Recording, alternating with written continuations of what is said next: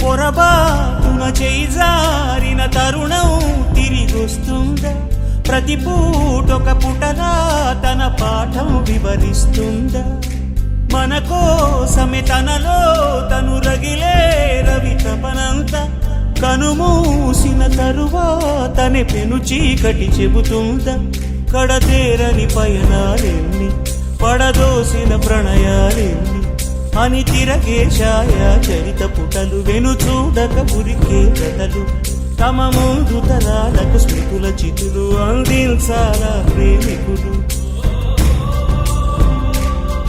ఇది కాదే విధిరాత అనుకోదేం ఎదురీత. 10 నెలలు తనలో నిన్ను మోసిన అమ్మైనా అప్పుడో ఇప్పుడో తనని కలను అంటుందా?